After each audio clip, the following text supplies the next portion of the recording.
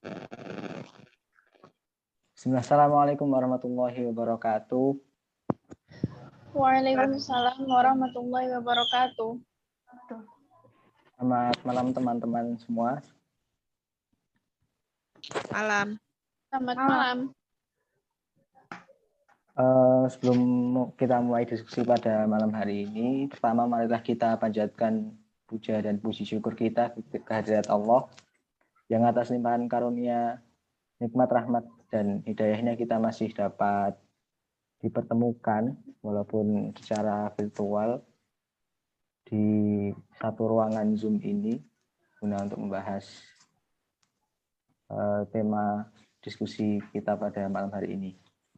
Yang kedua, salawat serta salam semoga senantiasa tercurahkan kepada Nabi kita, Nabiullah Nabi Muhammad SAW, beserta keluarga, sahabat, dan orang-orang yang biasa mengikuti jalannya, dan semoga kita selalu istiqomah berada di jalannya.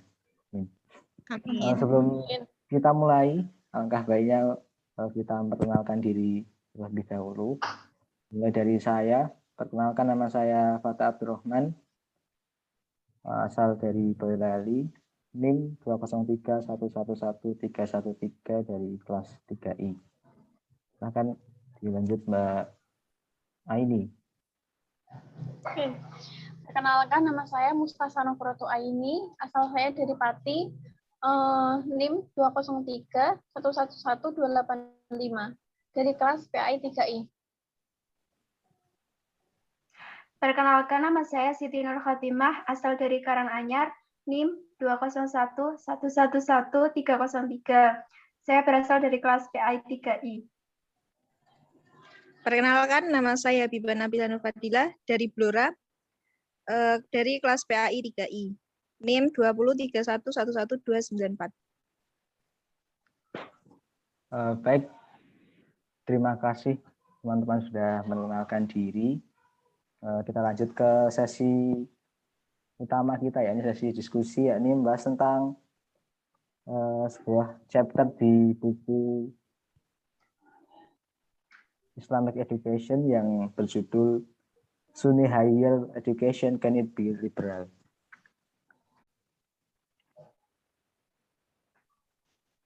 Kita mulai dari yang pertama, ya, ini bagian pedagogi.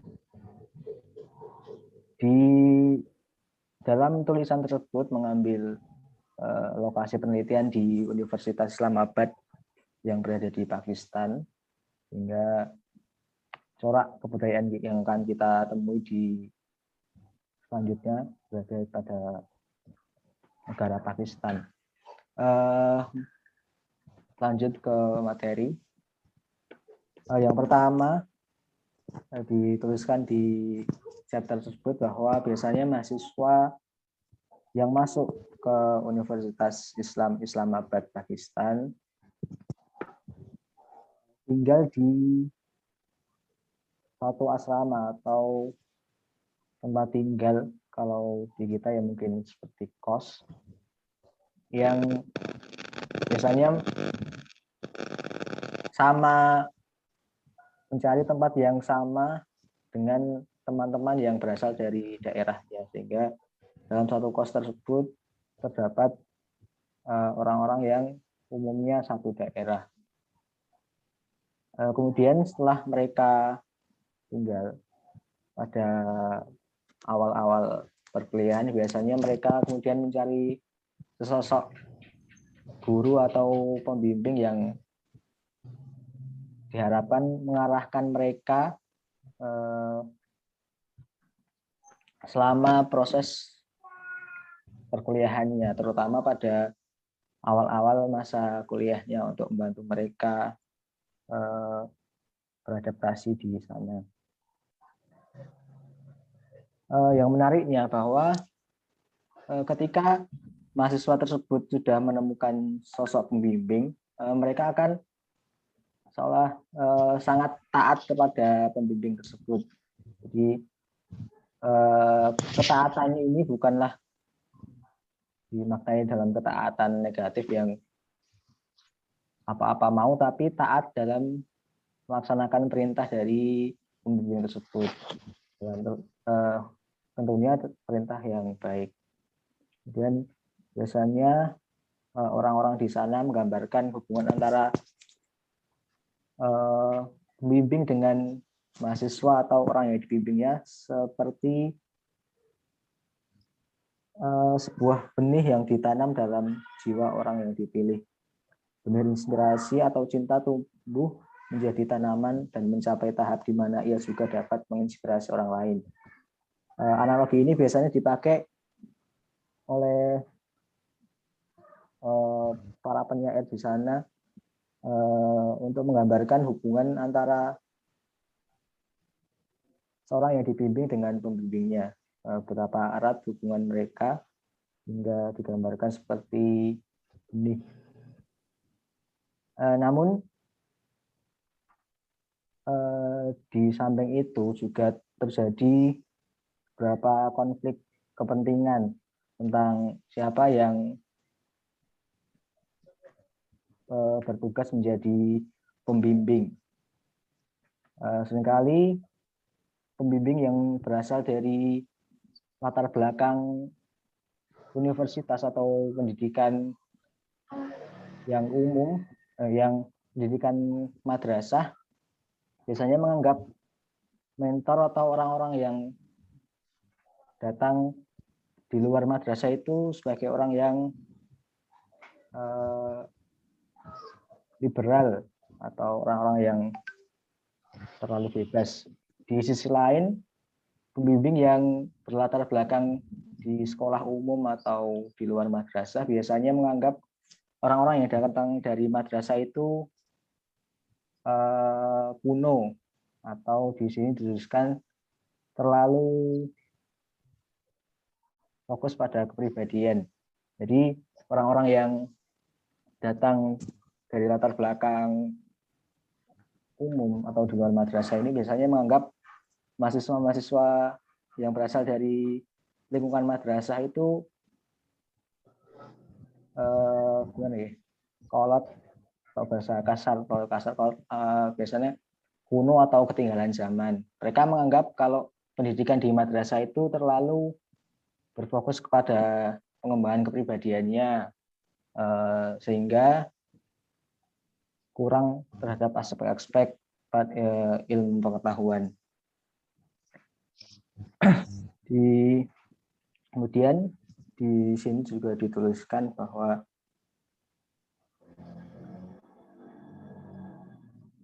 biasanya orang-orang yang berasal dari non-madrasah tersebut menganggap kalau pendidikan di madrasah itu tidak sesuai dengan zaman saat ini. Karena apa yang diajarkan di madrasah mereka anggap hanya sebatas apa yang ajaran yang turun-temurun dari guru yang satu ke guru yang lain, sehingga mereka menganggap ajaran yang disampaikan ketinggalan zaman dan tidak berkembang. Kemudian, namun di sisi lain, orang-orang yang berasal dari madrasah mengklaim bahwa apa yang mereka peroleh di madrasah merupakan ilmu yang sangat tinggi, derajatnya sangat suci, karena guru mereka sudah belajar siang dan malam kepada gurunya untuk mendapatkan ilmu tersebut, sehingga perjuangan menuntut ilmu tersebut sangat mereka hargai, dan mereka menjadi sangat menghargai guru atau ulama mereka. Sehingga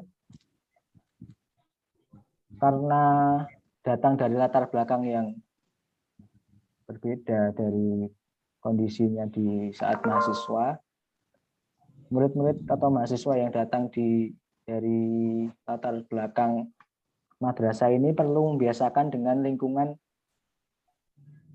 lingkungannya saat perkuliahan, lingkungan yang lebih bebas, lebih modern dan lebih bebas. Jika pada saat madrasah mereka berfokus pada pengajaran tentang akhlak, tentang nilai-nilai moral dan sebagainya yang diajarkan langsung oleh gurunya, namun kurang dengan menggunakan buku atau sebagainya, hanya diterangkan oleh gurunya saja. Saat jenjang perkuliahan mereka harus membiasakan dengan banyaknya buku-buku teks pelajaran yang harus mereka pelajari. Sehingga yang biasanya mereka cuma mendengarkan ceramah dari ulama atau dari guru atau dari kiainya, kini mereka juga harus beradaptasi dengan lingkungannya, seperti harus biasa membaca buku teks panjang atau jurnal dan sebagainya. Pada umumnya buku teks yang ditulis oleh ulama-ulama atau profesor-profesor di universitas itu berisi ringkasan dari kitab-kitab atau karya-karya klasik ulama-ulama terdahulu, sehingga penjelasan yang terdapat dalam dalam buku tersebut lebih ringkas dan ringan, berbeda jauh dengan apa yang biasa mereka terima ketika di madrasah, yang biasanya mereka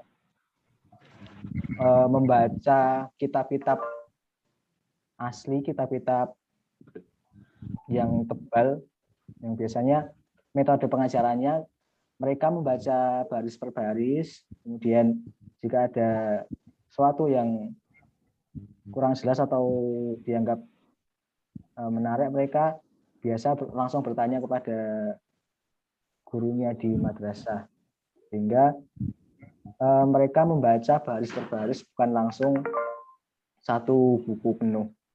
Sehingga mereka di universitas harus terbiasa membaca satu buku penuh. Kemudian di halaman selanjutnya, biasanya orang-orang yang berlatar belakang madrasah tersebut memilih bergaul dengan orang-orang yang sama latar belakangnya, sehingga biasanya kalau di Indonesia mungkin yang lulusan pondok lebih sering bergaul dengan orang yang lulusan pondok juga. Mereka biasanya lebih menghindari teman-teman yang berasal dari luar madrasah atau non madrasah, karena mereka menganggap orang-orang yang di luar madrasah itu terlalu bebas, terlalu liberal dan sebagainya. Di luar hal-hal tersebut, sebenarnya banyak faktor yang mempengaruhi perilaku mahasiswa tersebut, bukan hanya guru atau teman-temannya, namun juga disebutkan bahwa situasi politik juga mempengaruhi kondisi mahasiswa di Pakistan, karena saat itu sedang terjadi pertentangan antara pemerintah Pakistan dengan Taliban, sehingga hal tersebut sedikit banyak mempengaruhi perilaku mahasiswa atau kegiatan yang mereka kerjakan di sana. Mungkin itu bagian yang pertama. Mungkin ada banyak kekurangan atau hal yang kurang jelas, mohon dimaafkan karena saya juga baru memahami sedikit dari apa yang saya baca. Monggo kalau ada pertanyaan atau apa, silahkan disampaikan.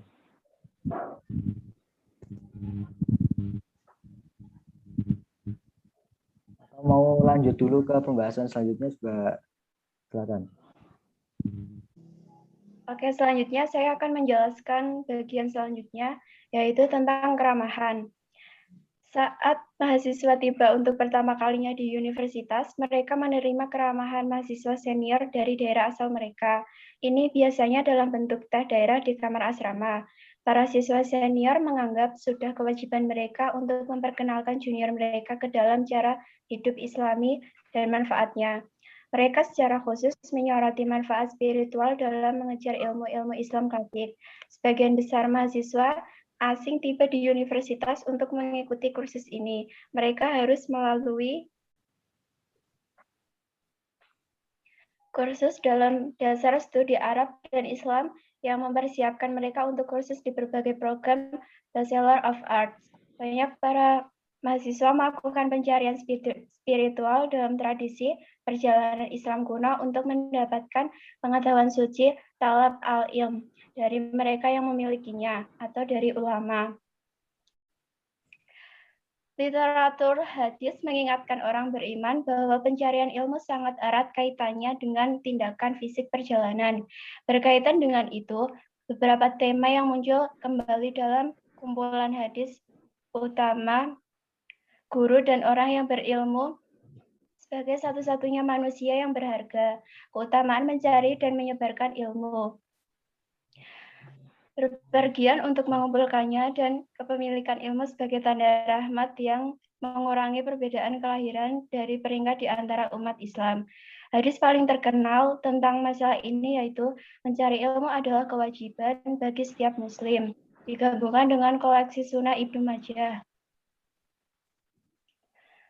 Laporan tersebut mengangkat talab al-ilm ke status kewajiban ritual dan menekankan kehati-hatian yang harus diambil seseorang dalam menyebarkan pengetahuan. Tema yang ideal bagi seorang muslim menurut tradisi-tradisi ini adalah orang-orang terpelajar, karena mereka memiliki kekuatan pemberi kehidupan dan penolong di dalam komunitas. Jika memang mereka adalah sahabat terbaik, kita dapat berasumsi dari hadis ini bahwa orang beriman harus mencari kehadiran terbaik. Kita dapat berasumsi dari hadis ini bahwa orang beriman harus di mana mereka berada. Oleh karena itu, pentingnya bepergian demi mencapai pengetahuan yang dimiliki oleh mereka. Siswa senior menganggap wajib untuk mempraktikkan keramahan Islam meskipun ini mungkin membebani dompet mereka. Mereka percaya bahwa jika mereka membelanjakan uangnya di jalan Tuhan, Tuhan akan menjaga mereka di masa depan. Mereka sering mengingatkan keramahan Ansar Madinah yang menerima sesama Muslim Mekah yang diusir dari Mekah pada masa Nabi. Para siswa makan bersama di kafetarian atau di banyak hotel di Islamabad. Biasanya senior bersikeras bahwa itu adalah tugas mereka untuk membayar dan junior akan memiliki kesempatan lain untuk melakukan hal yang sama untuk junior mereka di masa depan. Bahasa yang digunakan dalam pertemuan ini adalah campuran bahasa daerah dan bahasa Arab klasik. Kadang-kadang dengan kehadiran seseorang dalam kelompok dari luar daerah, bahasa akan dibatasi ke bahasa Arab untuk memasukkan tamu ke dalam percakapan. Diskusi akan berkisar dari politik internasional yang mempengaruhi negara-negara muslim hingga manfaat dari dosen yang berbeda, dari kuliah masakan Pakistan hingga politik regional. Siswa akan belajar mengidentifikasi diri sebagai muslim dari wilayah mereka sendiri. Namun, penting bagi mereka untuk menyoroti bahwa mereka berbagi agama yang sama dengan orang-orang dari berbagai wilayah di dunia muslim. Ini akan menjadi tema sentral dalam perayaan Pekan Budaya yang diadakan setiap tahun di universitas yang merayakan Islam tunggal di berbagai negara di dunia. Ini adalah pelajaran penting dalam kesadaran budaya serta perbedaan budaya. Islam menjadi paradigma di mana dalam kesadaran budaya serta perbedaan budaya dapat dilampaui. Namun, ada pengalaman lain dalam kehidupan sehari-hari siswa mempererat perbedaan budaya. Siswa sering berbicara tentang orang-orang dari daerah lain, kadang-kadang dengan cara yang tidak bernuansa tenang.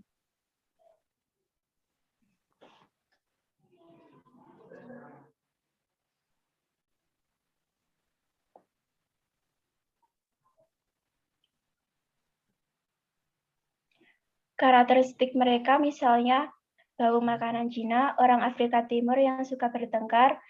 Pekan budaya merupakan kesepakatan bagi mahasiswa untuk berinteraksi dengan mereka yang berasal dari daerah lain selain daerah mereka sendiri. Inti dari teks yang saya baca ini adalah terdapat tradisi di universitas ini, yakni senior memberikan keramahan kepada juniornya yang berasal dari daerah asal mereka dengan cara makan bersama. Kemudian pencarian pasangan. Pengalaman penting universitas bagi mahasiswa laki-laki dalam mengenal mahasiswa perempuan dan sebaliknya. Biasanya kontak pertama dilakukan melalui pertemuan kelompok kepentingan seperti berbagai partai politik atau sekitarnya yang berpotensi di kampus universitas. Di sini alamat email akan dipertemukan. Meski berada di area yang sama, kampus perempuan dan laki-laki benar-benar terpisah. Bahkan busnya pun dipisah. Dan bahkan perpustakaan pusat universitas memiliki hari-hari khusus wanita dan pria saja. Kehidupan virtual siswa akan bersifat pribadi dan seringkali sulit untuk diketahui. Informasi tentang mereka akan dibagikan dengan teman terdekat. Lelucon umum tentang komunikasi online antara pria dan wanita ini adalah bagaimana kabar dakwah Anda? Dakwah atau seruan untuk beriman atau berdakwah akan menjadi pembenaran untuk berkomunikasi antara pria dan wanita yang tidak berhubungan. Jika tidak dianggap berdosa menurut mereka yang menganut norma-norma Islam yang ketat. Jika orang lain dapat diyakinkan tentang ide-ide tentang agama, ini dapat mengarah pada pendampingan intelektual yang dapat mengarah pada jadi wanita yang akan berinteraksi. Jadi wanita yang akan berinteraksi dengan pria secara online akan disebut sebagai dakwahnya. Beberapa dari pertemuan ini akan mengarah pada hubungan asrama yang akan matang melalui berbicara di telepon dan lebih jarang bertemu langsung di banyak kafe di kota. Siswa sangat berhati-hati dalam menjaga kerahasiaan interaksi ini karena mereka tidak ingin membawa reputasi buruk bagi reputasi mereka.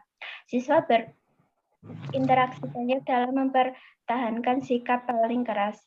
Penting bagi para pemuda ini untuk selalu waspada terhadap wanita-wanita yang sepemikiran yang dapat menjadi pasangan mereka. Karena untuk menjadi seorang mukmin man atau pria dengan keyakinan penuh, seseorang harus mengalami pernikahan karena setelah hukum Islam adalah untuk orang yang sudah menikah. Muslim yang cenderung sufisme akan mengarahkan bahwa cinta antara pria dan wanita harus dialami dengan cara yang sah jika seseorang ingin lebih menghargai cinta dengan percaya kepada Tuhan mereka.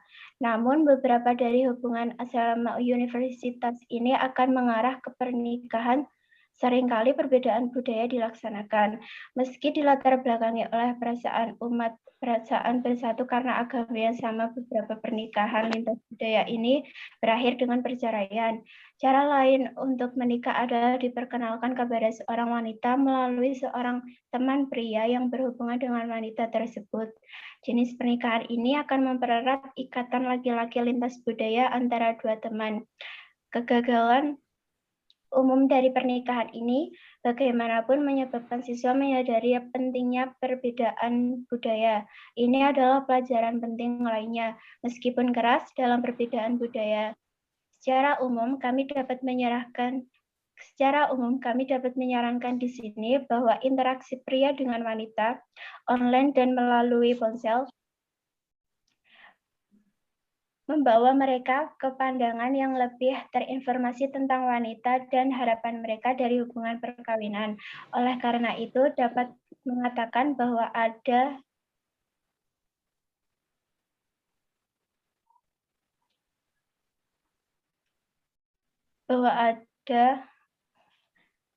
ada maskulinitas muncul di universitas yang lebih terinformasi tentang perempuan, pengalaman hidup meskipun masih terbatas. Inti dari teks yang saya baca ini adalah pengalaman penting universitas bagi mahasiswa laki-laki adalah mengenal mahasiswa perempuan, begitupun sebaliknya.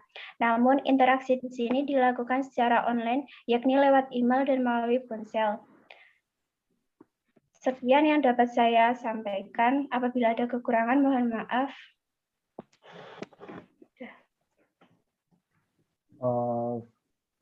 Izin masuk.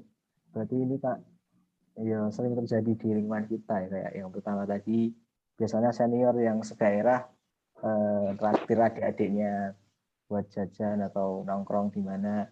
Terus kalau yang kedua ini biasanya yang dari pondok atau gimana, biasanya PDKT sama cewek atau lawan jenisnya itu lewat perantara organisasi. Misal kalau di kampus kita mungkin dalam satu UKM ketika pertemuan baru terjadi perkenalan atau biasanya begitu, di pertemuan UKM baru kenalan terus lanjut hubungan di telepon, di WA, video call, dan lanjut terus. Sebenarnya tulisan ini membuka wawasan kita bahwa yang selama ini kita alami itu bukan cuma di kampus kita di Indonesia, tapi juga ternyata di negara-negara lain juga terjadi yang demikian. Cuma mungkin ada beberapa corak budaya yang agak beda dari kita.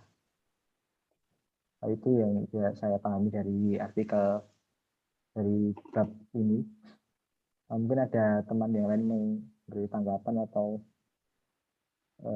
dilanjut selanjutnya. Monggo, kalau mau ada tanggapan atau dilanjut.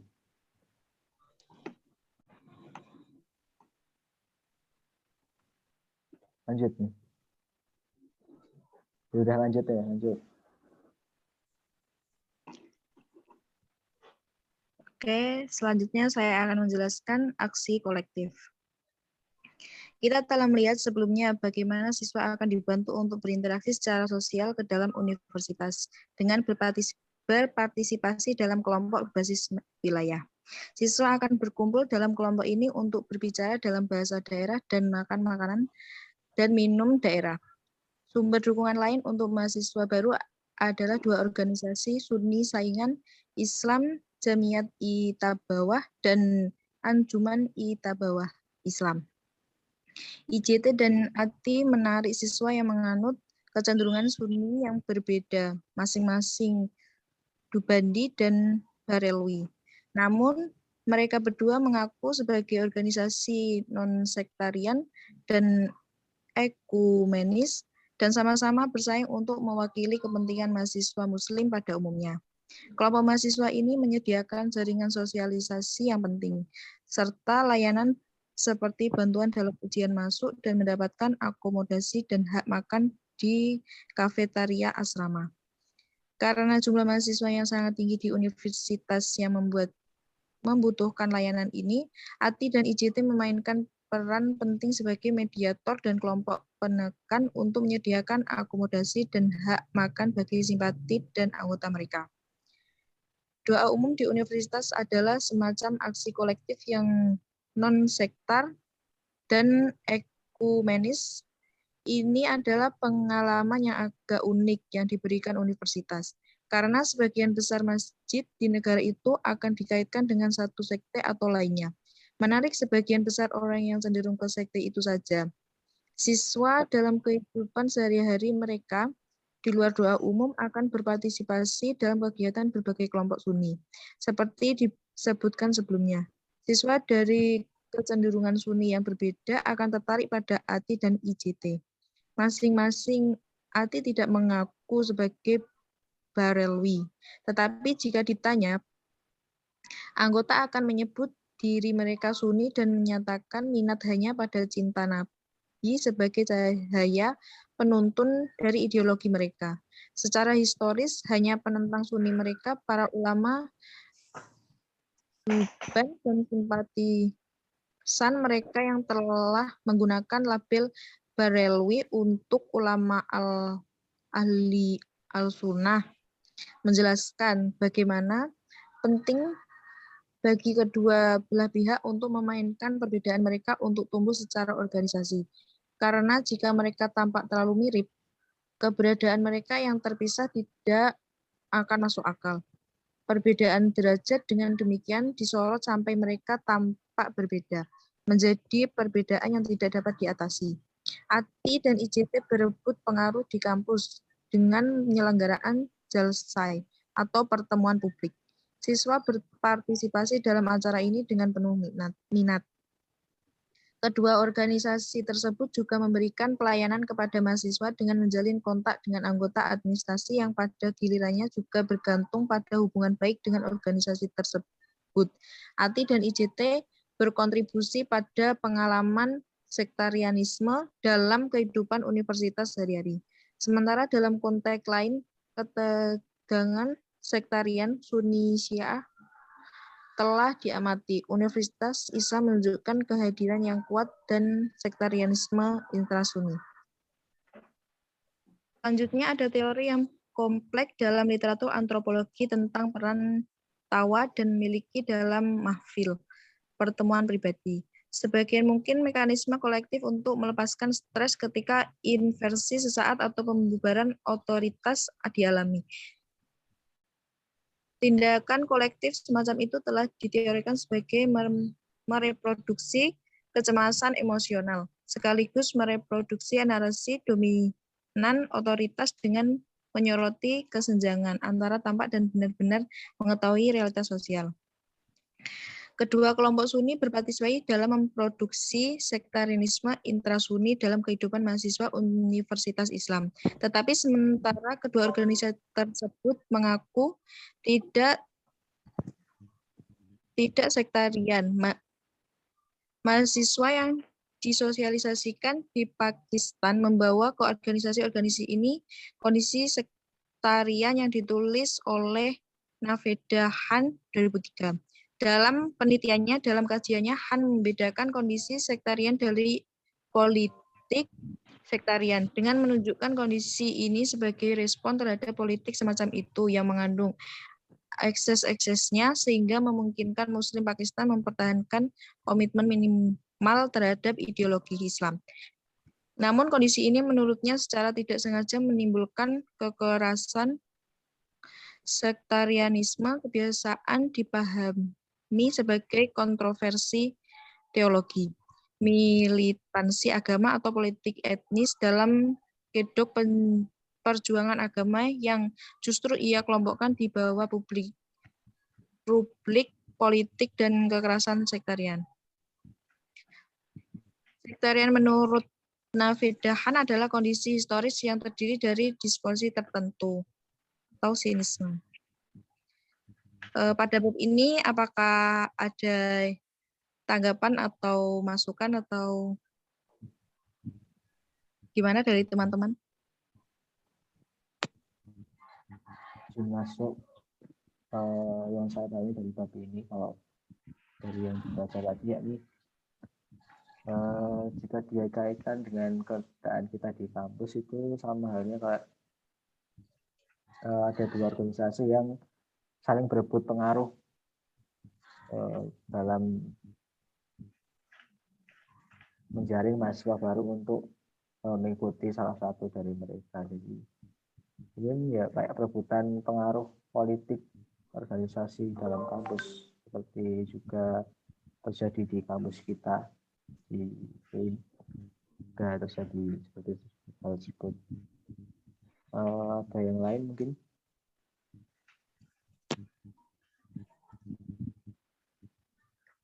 Karena waktu Zoom kita juga tinggal 7 menit.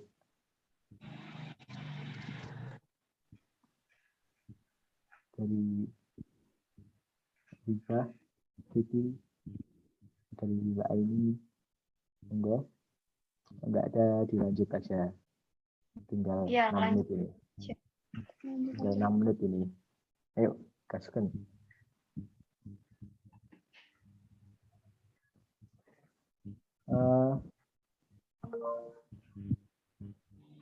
Atau mungkin ada dari yang lain dulu. sambil menunggu Mbak Aini.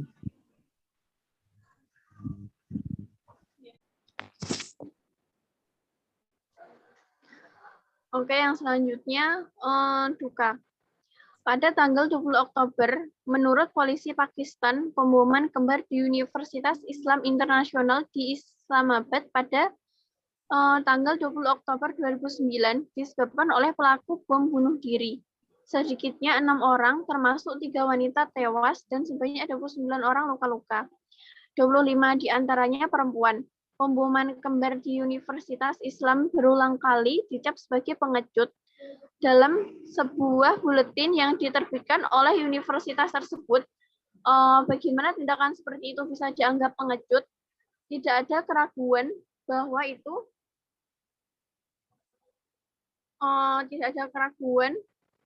bahwa itu memang tindakan pengecut untuk menyakiti warga sipil yang tidak bersalah. Namun, jika kita melihat perspektif mereka yang berperang dengan negara Pakistan dan institusinya, maka serangan bunuh diri tidak akan dianggap pengecut. Itu mungkin sebenarnya dianggap heroik.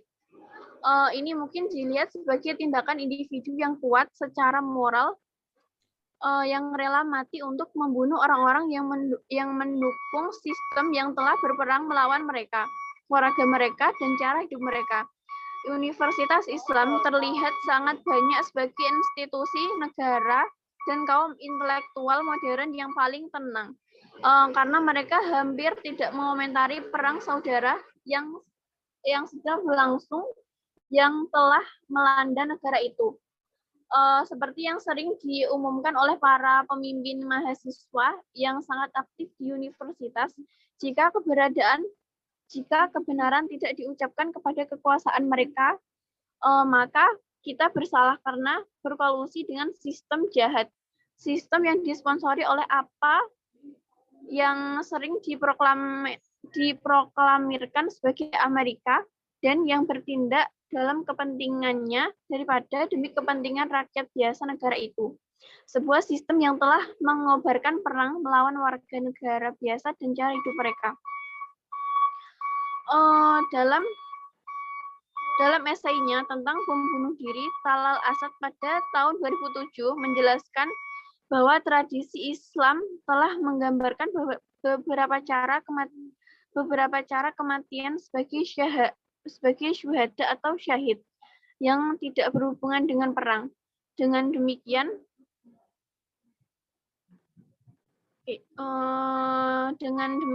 ia menguraikan hubungan modern antara syahid dan syuhada dan menghubungkan kembali makna dengan akar aslinya dan bersaksi. Para syuhada mati saat menyaksikan imam mereka. Dengan demikian tertimpa musibah yang mematikan baik alam maupun manusia adalah sebagai tanda keterbatasan manusia di dunia yang diciptakan oleh Dewa Abadi. Sekian dari saya. Apa ada tanggapan atau komentar dari teman-teman?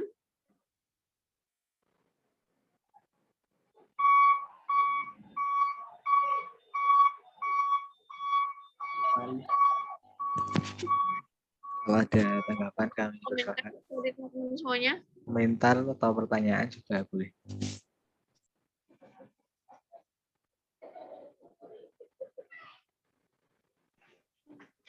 Saya mau bertanya.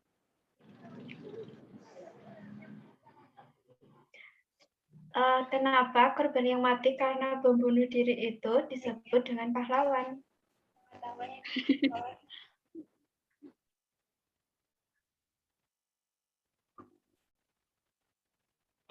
Monggo, saya mau jawab atau Mbak Aini langsung?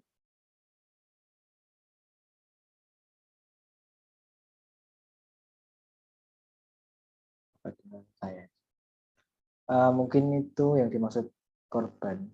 Itu bukan korban tapi pelaku bomnya malahan. Karena ada sebagian dari orang-orang yang beranggapan kalau bom bunuh diri itu sebuah jihad atau perjuangan melawan kekafiran. kita sebut aja di Indonesia banyak golongan-golongan yang menganggap kalau tindakan-tindakan seperti itu di pembunuh diri dan tindakan-tindakan kekerasan lain itu bagian dari jihad fisabilillah untuk melawan kemaksiatan, melawan kekafiran dan hal-hal lain yang dilarang agama. Namun sejatinya masih banyak cara lain yang bisa dilakukan untuk melawan hal-hal tersebut yang bisa dilakukan dengan hal yang tidak menggunakan kekerasan, bisa dilakukan dengan lemah lembut. Karena pun Islam juga mengajarkan kita untuk berlaku lemah lembut pada seluruh makhluk. Mungkin tergantung sudut pandang gimana kita memandang hal tersebut. Itu tanggapan dari saya, tanpa ada yang lain. Kalau ada, saya akan coba merangkum, menyimpulkan apa saja yang sudah kita baca bersama, apa saja yang sudah kita bahas bersama dalam forum kita pada kali ini. Dari yang pertama yang saya bahas tadi ini, mengenai kehidupan awal mahasiswa yang baru masuk ke jenjang universitas, yang berlatar belakang dan punya dua latar belakang, yang pertama dari madrasah atau kalau di Indonesia kalangan santri dari pondok pesantren, dan juga dari kalangan non madrasah atau di Indonesia juga sekolah umum atau SMA umum, SMK dan sebagainya di luar pondok pesantren. Ada berbagai perbedaan di antara mereka dan biasanya tiap pihak merasa lebih baik dari pihak lain dan merasa pihak yang lain tersebut lebih buruk dari dirinya. Itu hal yang biasa terjadi di sekitar kita, juga kita sering menjumpai. Mungkin juga dijumpai di tempat-tempat lain, bahkan di tulisan tersebut diambil dari penelitian di Pakistan juga ada hal-hal semacam itu. Kemudian pada bagian yang kedua, masih di awal perkuliahan mahasiswa baru, misalnya mahasiswa senior yang berasal dari daerah yang sama dari mahasiswa baru tersebut, mencoba untuk mendekati mahasiswa-mahasiswa baru untuk menambah relasi atau hal-hal yang lain yang mereka memiliki kepentingan di dalamnya. Misalnya biasa dilakukan dengan, kalau di tulisan tersebut di Pakistan dilakukan dengan tradisi menikah bersama.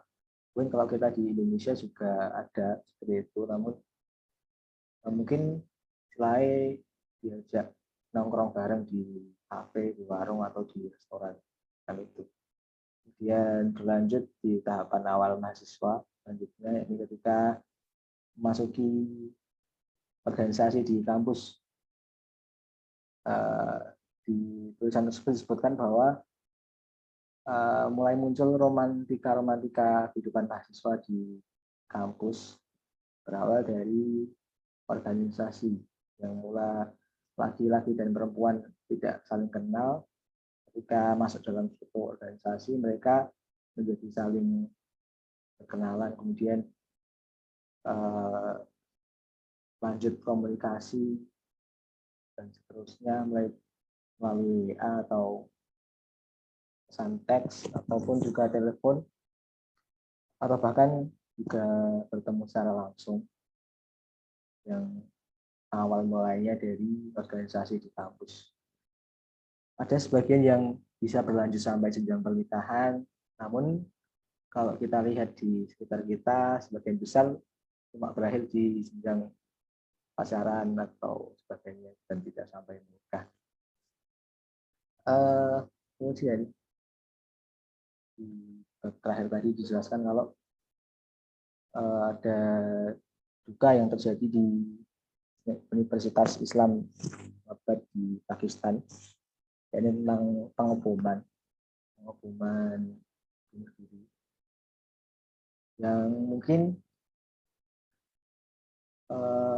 kita menganggapnya itu hal yang bodoh, hal yang pengecut untuk melakukan bom bunuh diri. Tapi di sisi lain, di sudut pandang lain, di sudut pandang pelaku bom bunuh diri itu mungkin mereka menganggap sebagai hal yang heroik atau hal yang patut dibanggakan, karena anggapan mereka bahwa yang mereka lakukan adalah bagian dari jihad, bagian dari jihad fisabilillah untuk menegakkan agama Allah, untuk melawan kekafiran yang mereka sebut yang Amerika dan atak-ataknya itu. Namun tentunya hal tersebut bila kita pikir-pikir lagi, ditelaah lagi, merupakan hal yang keliru, karena Rasulullah mengajarkan menyebarkan Islam dengan cara yang damai, bukan dengan jalan kekerasan seperti hal itu. Jadi mungkin itu yang saya ambil dari pembelajaran bersama kita pada kesempatan kali ini.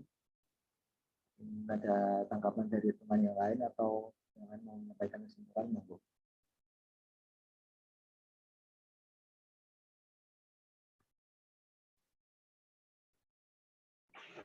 Sudah cukup. Sudah. Kalau sudah dirasa cukup, ya, durasi juga sudah cukup lama.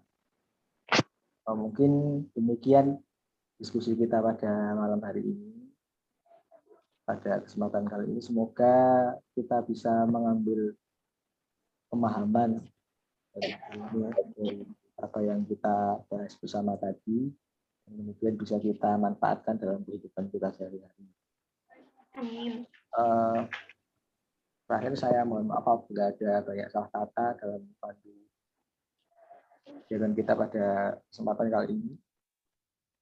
Apabila ada banyak kesalahan kata, salah ucapan atau hal-hal yang kurang berkenan, saya mohon maaf.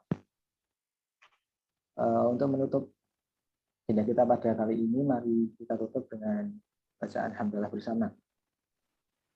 Alhamdulillahirabbil alamin. Dan semoga bermanfaat. Wassalamualaikum warahmatullahi wabarakatuh. Waalaikumsalam warahmatullahi wabarakatuh. Warahmatullahi wabarakatuh.